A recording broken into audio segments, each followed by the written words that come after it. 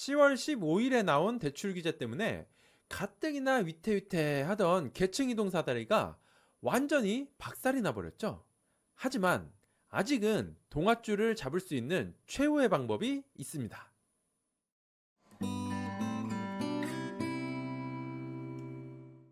서민들 괴롭히는 부동산 대책이 또 나왔죠. 10, 15 대책. 이 대책 안에 불합리한 규제가 한두 개가 아니기는 한데 이번엔 주담대 한도 축소에 대해서만 집중적으로 얘기하겠습니다. 담보 가치가 높아질수록 대출 한도가 줄어드는 세계 어디에서도 볼 수 없는 정말 해괴한 대출 규제예요. 현금이 부족한 서민들은 대체 어떻게 집을 사라는 건지 모르겠어요. 가뜩이나 서울 전체를 투기 과열지구로 묶어서 LTV가 70에서 40%로 줄었는데 거기다가 15억이 넘으면 대출 4억, 25억이 넘으면 2억만 빌려준다네요? 근데 여기서 일반적인 사람들이 가장 걱정하는 부분이 바로 이 구간, 15억 넘으면 대출이 4억으로 줄어들어 버린다는 부분이에요. 가뜩이나 627 대책 이후로 대출 상한이 6억으로 막혔는데 자고 일어나니까 거기서 2억이 더 줄어버렸잖아요? 야, 15억짜리 아파트가 어떻게 서민이냐? 라고 하시는 분도 있을 텐데 서울 아파트 분위별 가격 그래프입니다. 제일 낮은 분위가 5억, 제일 비싼 분위가 33억인데 15억으로 쭉 그어보면 4분위랑 5분위가 15억이 넘죠? 서울 아파트의 40% 정도는 15억 원 이상이라고 보셔야 됩니다. 시대가 바뀌었어요. 15억이면 일반적인 사람들이 충분히 현실적이라고 느끼고 거주해야만 하는 지역에 포진되어 있는 평범하지만 약간 비싼 그런 아파트입니다. 15억 이상 대출 규제가 평범한 많은 사람들에게 영향을 줄 수 있는 대책이라는 게 바로 이것 때문이에요. 자, 그럼 우리는 어떻게 해야 될까요? 15억 이상 아파트는 그냥 쳐다도 보지 말고 정부가 시키는 대로 15억 이하 아파트만 보면 되는 걸까요? 자, 여러분, 우리는 모두 정확한 답을 알고 있습니다. 아파트는 비싸면 비쌀수록 많이 오르는 정말 쉽고 명확한 자산이라고요. 비싼 아파트는 주식으로 치면 우량주이면서 성장주이면서 배당주이기도 해요.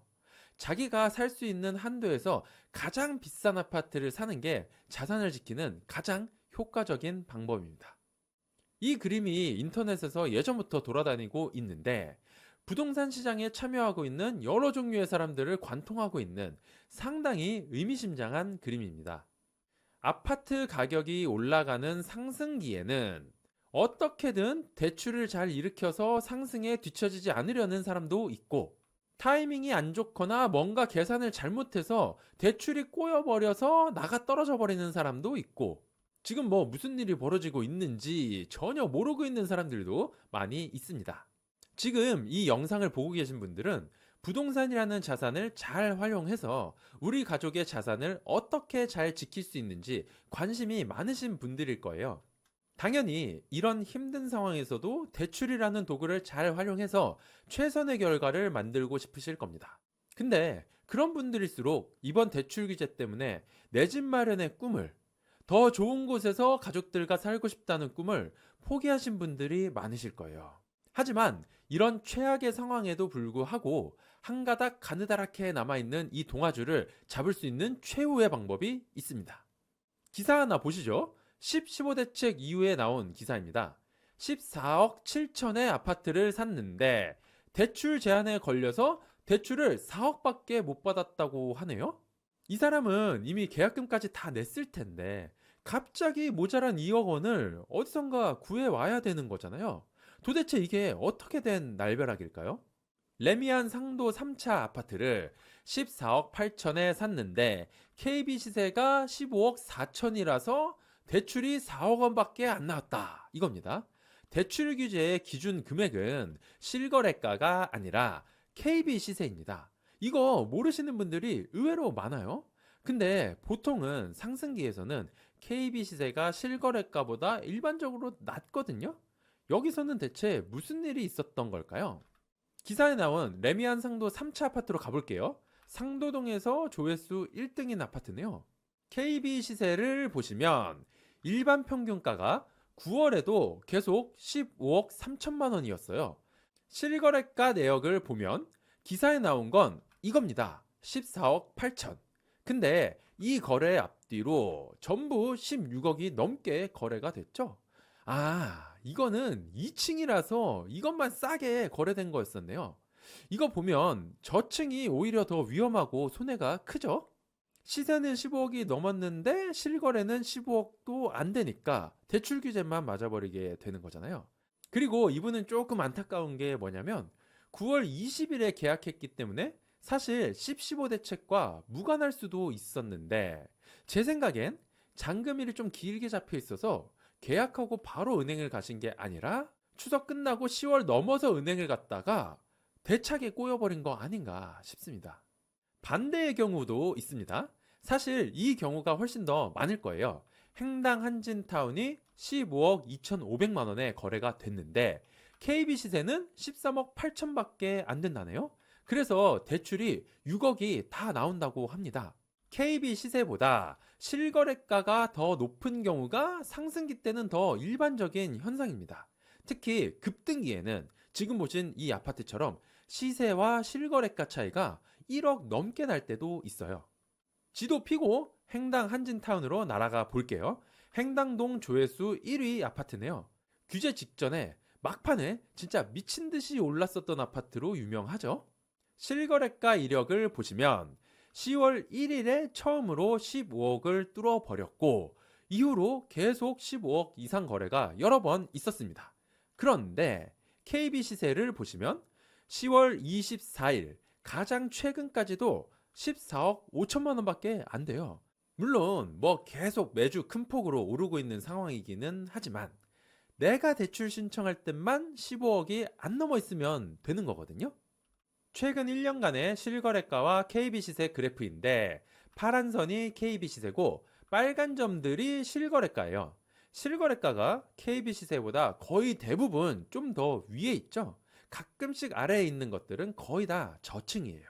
이렇게 KB 시세는 실거래가보다 늦게 움직이는 특성이 있습니다.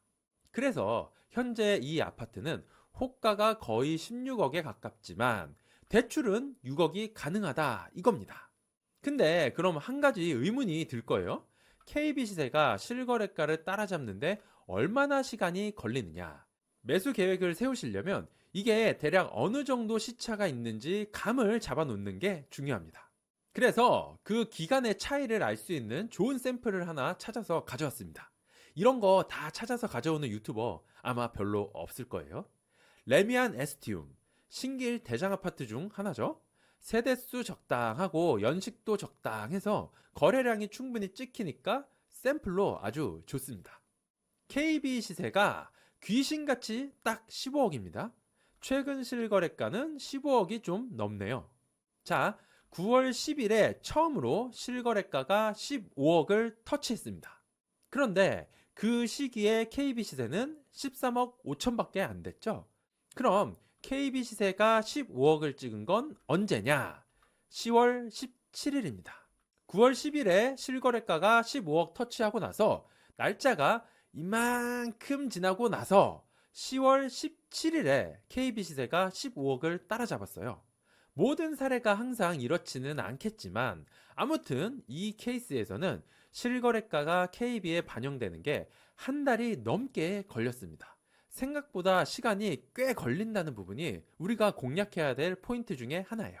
근데 이런 사례를 직접 본다고 해도 마음 한켠에는 이런 불안감이 생길 수밖에 없습니다. KB 시세가 15억이 안 되길래 계약을 했는데 대출 신청하려고 보니까 15억이 넘어 있으면 진짜 큰일 나는 거잖아요. 갑자기 2억 원이라는 큰 돈을 어디서 구해오겠습니까? 자, 여러분, 여기가 가장 중요합니다. 대출 삑사리를 100% 확실하게 막아줄 수 있는 방법입니다. 바로 KB부동산의 데이터 집계와 시세 공표일 사이에 빈틈을 노리는 겁니다. KB부동산 주간 통계를 들어가 보시면 조사 기준일이 10월 20일 월요일로 되어 있습니다. 그런데 업데이트는 매주 금요일 오전이라고 되어 있어요. 이게 무슨 뜻이냐면 월요일부터 금요일까지 실거래 데이터 찍힌 걸 다 모아서 다음 주 월요일에 집계를 하고 목요일까지 데이터 정리를 해서 금요일에 시세를 공표하는 겁니다. 금요일 아침마다 업데이트되는 KB 시세는 지난주에 찍힌 실거래가에서 나온 가격이에요. 이번 주가 아니라요. 그래서 이렇게 하시면 됩니다. 미리 봐둔 아파트가 있잖아요. 금요일 아침에 업데이트되는 KB 시세를 보고 15억 이하다. 그러면은 그 주 주말, 토요일, 일요일에 어떻게 해서든 계약을 합니다. 그리고 다음날 월요일에 반차 내고 바로 은행으로 가서 대출 신청을 하는 거예요. 그러면 보통 접수는 하루 이틀 걸립니다. 그리고 한 주가 지나고 금요일에 또 KB 시세가 공표됐는데 15억을 넘어버렸다. 그래도 안심하셔도 됩니다. 대출 규제는 대출 접수일 기준이거든요. 15억이 넘지 않은 시점에 신청하고 접수를 했기 때문에 6억 대출이 나오는 겁니다. 그러면 우리는 어떤 케이스를 노려야 할까요? 실전 케이스 분석 들어갑니다. 사당 롯데캐슬 골든포레라는 아파트를 가져왔는데 이 아파트에 뭔가 특별한 사연이 있는 게 아니라 그냥 조건에 맞는 거 찾다가 제일 먼저 나온 거일 뿐입니다. 저 여기 집 없어요. 네이버 부동산 매물을 보시면 34평 매물이 최저가가 16억으로 나와 있습니다. 그리고 최근 실거래가를 보면 9월 30일에 처음 15억 원을 뚫었습니다.